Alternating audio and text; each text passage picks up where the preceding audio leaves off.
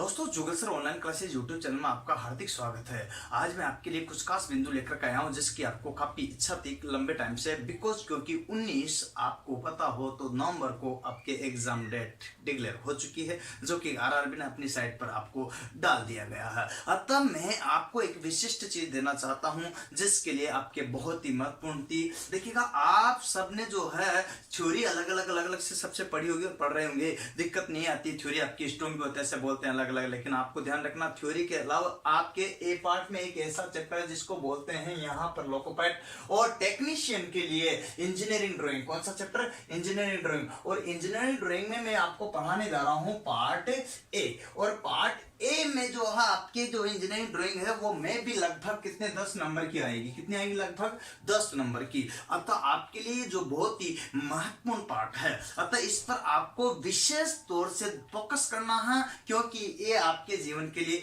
बहुत ही काम आने वाला 10 नंबर बहुत मेजर करता, वो भी मेन मेरिट में जुड़ने वाला है। अतः इसी चैप्टर में मैं पूरे एक एक लाइन को क्लियर करते हुए, क्योंकि इसमें पहला चैप्टर ले रहा हूं लाइंस, एक एक लाइन को क्लियर करते हुए लाइंस में से अर्थात इंजीनियरिंग ड्राइंग में से कैसे कैसे क्वेश्चंस पुट अप होते हैं, वो भी ऑब्जेक्टिव, इन सबको मैं फोकस करूंगा। अतः इस वीडियो को अंत तक जरूर देखिएगा, और अच्छा लगे तो लाइक कीजिएगा, सब्सक्राइब कीजिएगा, शेयर कीजिएगा। और आपको मेरी क्लास से ऑफलाइन पढ़नी है तो उसके लिए मेरे दिए गए अबाउट में जाकर कॉन्टैक्ट नंबर पर संपर्क जरूर कीजिएगा, जिससे कि आपको मैं ऑफलाइन भी पढ़ा सकूं। अतः देखिए, सबसे पहले जिसके बारे में बात कर रहा हूं तो पहली लाइन है।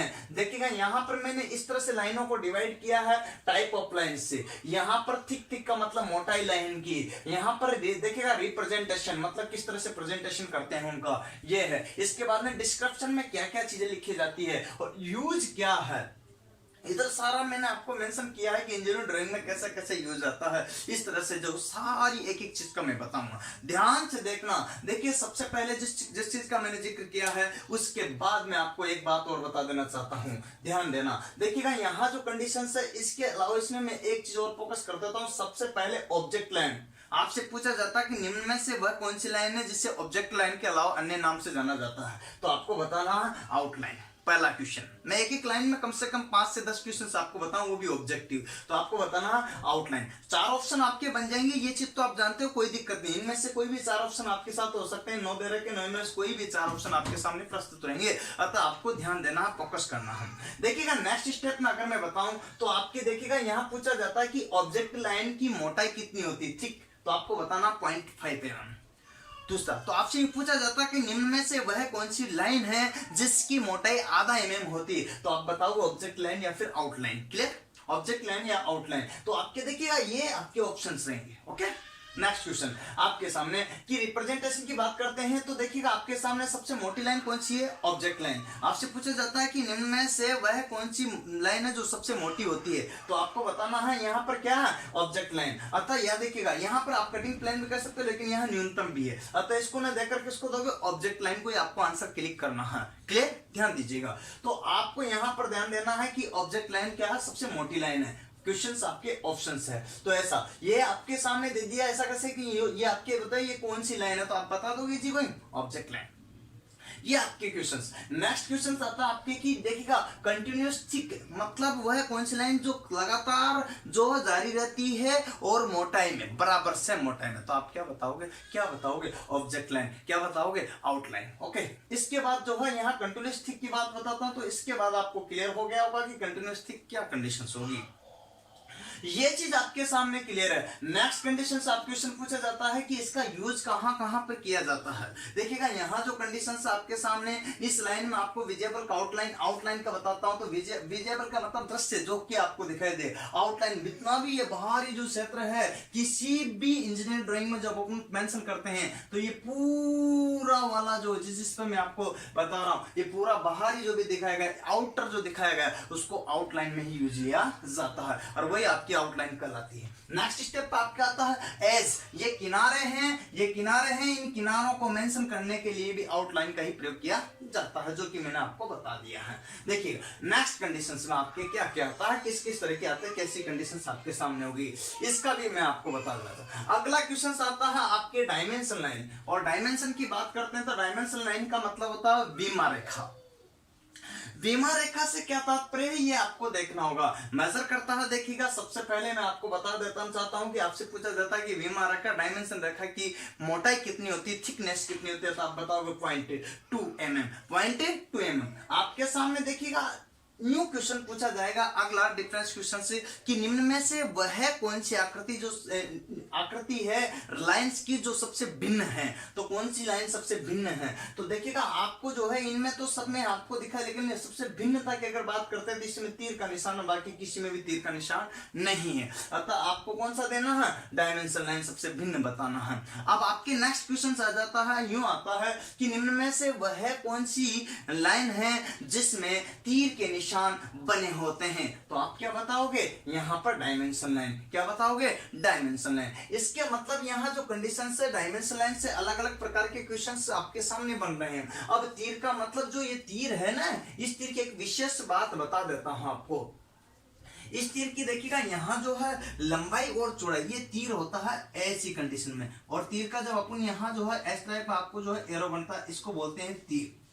अब तीर की कंडीशन से तो इसमें एक तो होती है लंबाई, क्या होती है, लेंथ, इसके बाद क्या होती है चौड़ाई, क्या होती है लंबाई चौड़ाई। तो आपसे ये क्वेश्चन श्योर एग्जाम में पूछा जाएगा कि डायमेंशन लाइन में तीर की लंबाई व चौड़ाई का अनुपात कितना होता है, ये देखना है। तो आपको बताना है यहां पर 3:1, यहां पर बताना है 3:1, जिसके बारे में जिक्र कर रहा हूं। यहां जो क्वेश्चंस में आपको कंफ्यूज करने के लिए वो 1:3 भी देगा तो नहीं, देखिएगा अगर वो चौड़ाई लंबाई देता तो आप ऐसा करोगे, पर ऐसा नहीं देगा, वो लंबाई चौड़ाई ही देता है। अतः आपको बताना 3:1।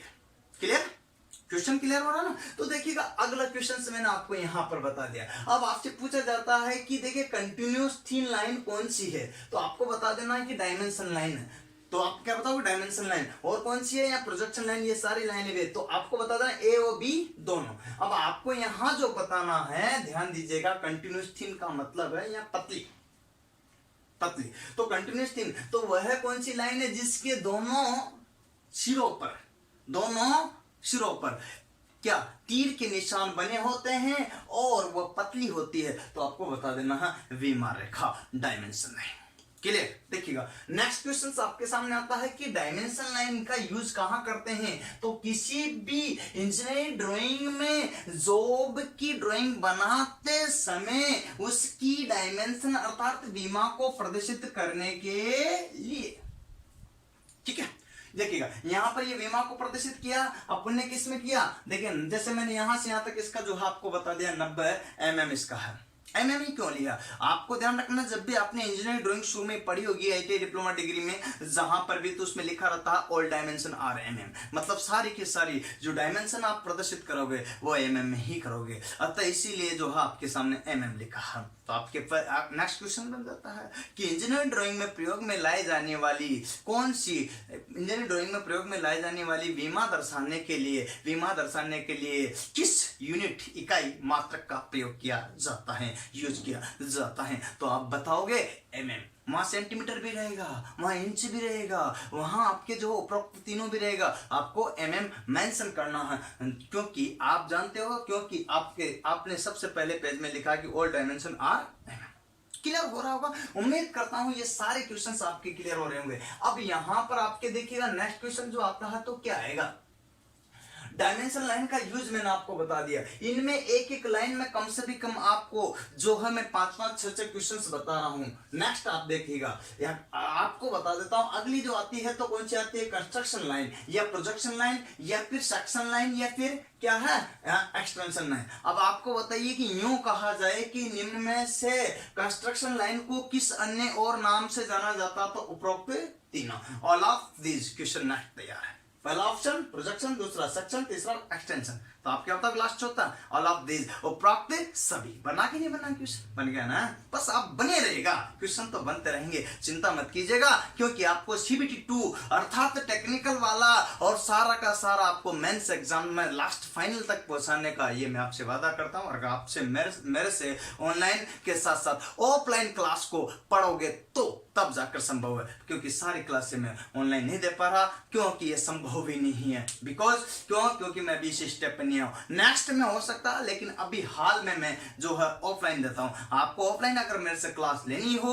उसके लिए मेरे जो है चैनल के अबाउट में जाकर मेरे कॉन्टेक्ट नंबर लेकर के वहां से कॉल करके और पूछ सकते हो कि मैं कहां पर ऑफलाइन क्लास ले रहा हूं। देखिएगा, मैं आपको बता देना चाहता हूं इसके लिए जो कंडीशंस है, तो ये आपके सामने नेक्स्ट क्वेश्चन आपके सामने आ जाता है कि डायमेंशन और प्रोजेक्शन लाइन की क्या है थिकनेस कितनी होती है, तो 0.2 mm दोनों का मैंने बोल दिया। तो आपसे पूछा जाता है कि इन सभी लाइनों की जो है आपकी कॉमन है तो थिकनेस कितनी होती है, मोटाई 0.2 mm। आपसे पूछा जाता है 0.2 mm जो है मोटाई किसकी होती है, तो आप बताओगे कंस्ट्रक्शन, प्रोजेक्शन और सेक्शन लाइन और एक्सटेंशन लाइन। तो अप्रोक्ट सभी ऑल ऑफ दिस याद रखिएगा, ये चीज आपको मैं बता रहा हूं, क्लियर कर देना है एक एक चीज को, कोई कंफ्यूजन नहीं रखना है। इसके बाद आपके सामने ये डायग्राम आ जाता है, पूछा जाता है कि कौन सी लाइन, तो आप क्या बताओगे कंस्ट्रक्शन लाइन, क्या बताओगे प्रोजेक्शन लाइन, क्या बताओगे सेक्शन लाइन, क्या बताओगे एक्सटेंशन लाइन। ये कंडीशन है आपके।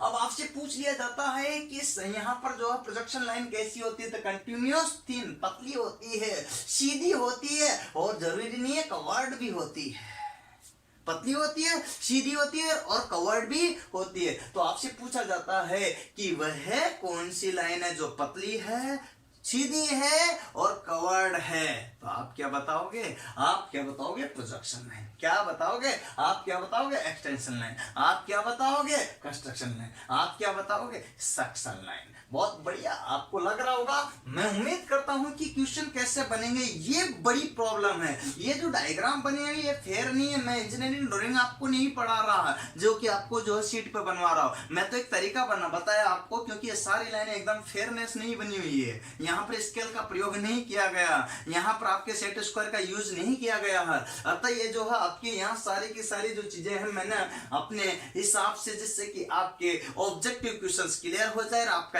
एग्जाम में कैसे क्वेश्चन आएंगे ये जो है आपका वहम दूर हो जाए, और उस तरह से आप तैयारी करके अपना CBT 2 क्लियर करके आप बोल दे कि जय हिंद जय भारत वंदे मातरम हो जाए, तब बहुत बढ़िया लगेगा। क्योंकि आप और हम दोनों साथ साथ चलेंगे तब भी आगे बढ़ सकते हैं, दोनों का सहयोग, दोनों का साथ साथ चाहिए, तब जाकर तालमेल दोनों तरफ से बैठता है। तो आपको अच्छा लगे तो आप बढ़ते रहिएगा, कंटिन्यूस लाइक शेयर और सब्सक्राइब जरूर कीजिएगा, ये भूलिए नहीं, ठीक है। देखिएगा, मैं बात बता देता हूं आगे कि यहां पर देखिए अब इसका यूज कहां है भैया, तो यहां तक हो गया यूज में आपके इमेजिनरी लाइंस ऑफ इंटरसेक्शन, मतलब काल्पनिक रेखा बनाने के लिए किस तरह की इंटरसेक्शन की, परिच्छेदक की जो काल्पनिक रेखाएं बनाते हैं उसके लिए अपन किसका प्रयोग करते हैं, यहाँ पर कंस्ट्रक्शन लाइन, ऑब्जेक्शन लाइन और आपके सेक्शन लाइन। तो ये सारी की सारी जो कंडीशंस है, जैसे मैं आपको बता देना चाहता हूं और भी कंडीशंस में देखिएगा, ये सारी लाइनों का मैं और आपको विस्तार से भी बता दूंगा इधर डायग्राम से भी, लेकिन उससे पहले मैं आपको यहाँ बता देना चाहता हूँ। इसके बाद प्रोजेक्शन लाइन बनाने के लिए किसका प्रयोग करेंगे, प्रोजेक्शन लाइन का। इसके बाद एक्सटेंशन लाइन बनाने के लिए किसका प्रयोग करेंगे, एक्सटेंशन लाइन का।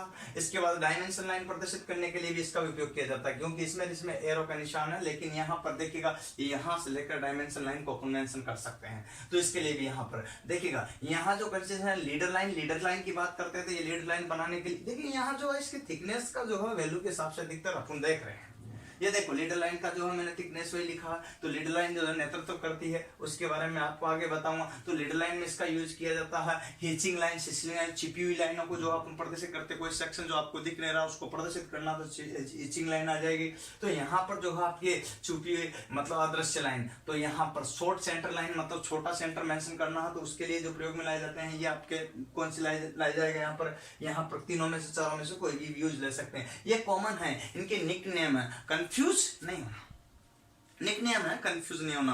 अतः दोस्तों आपको पढ़ते रहना है। इसके बाद आपके आता है देखिएगा लीड हिचिंग के बाद में शॉर्ट सेंटर हो गया, इसके बाद में आउटलाइन मेंशन करने के लिए भी इसका यूज किया जा सकता है। थ्रेड चूड़ियां बनाते हैं अपन उसके लिए प्रयोग कर सकते हैं, और डायगोनल के लिए भी इसका यूज किया जा सकता है। ये सारी मैंने आपको इसके यूज बताए हैं, तो आपसे इनमें से 4 यूज देते हैं कि इनमें से किस लाइन का यूज किया जाता है, तो इनका प्रोजेक्शन बोल दोगे, क्या बोल दोगे, है ना, कोई भी आपके यहाँ से क्वेश्चन उठता है यहाँ आपके सामने आ जाएगा। टीचिंग लाइन में किस लाइन का प्रयोग किया जाता था आप बताओगे, क्या बताओगे यहाँ पर। तो इस टाइप की जो कंडीशंस है आपकी लाइन देती है और आपसे पूछ लिया जाता है कि इसमें कौन सी लाइन प्रयोग है, लीडर लाइन किस लाइन के अंतर्गत आती है, तो आप क्या बताओगे, प्रोजेक्शन लाइन के अंतर्गत। आप बता सकोगे इमेजिनरी कोई काल्पनिक रेखा बना रखी तो किसके अंतर्गत आता है, आप बताओगे प्रोजेक्शन या सेक्शन लाइन, ठीक है। ऐसे आपसे बोले डायगोनल लाइन किसके अंतर्गत आती है, तो आप क्या बताओगे यहाँ पर, ये ऑप्शन। ऑप्शन तो आपके 4 बन ही जाएंगे, इसमें से आपको छांट लेना, जो भी ऑप्शन गिवन हो उस पर क्लिक करना और अपने नंबर प्राप्त करना और मेरिट में आ जाना, और फिर क्या है, नौकरी लग जाना। फिर जरूर एक बार बोलिएगा जय हिंद, जय भारत, वंदे मातरम। देखिए कोशिश आप और हम सब करेंगे तब जाकर सफलता मिलती है, इसीलिए तो मैं हमेशा बोलता हूँ कि कोशिश करने वालों की हार नहीं होती, लहरों से डर के नौका पार नहीं होती। नन्ही चिट्टी जब दाना लेकर चढ़ती तो चढ़ती दीवारों पर 100 बार फिसलती है, मन का विश्वास रगों में सांस भरता है, गिरकर चढ़ना चढ़कर गिरना नहीं करता। आखिर मेहनत उस चींटी की बेकार नहीं होती और कोशिश करने वालों की हार नहीं होती। इसीलिए दोस्तों बोल रहा हूं कि लहरों से डर के नौका पार नहीं होती।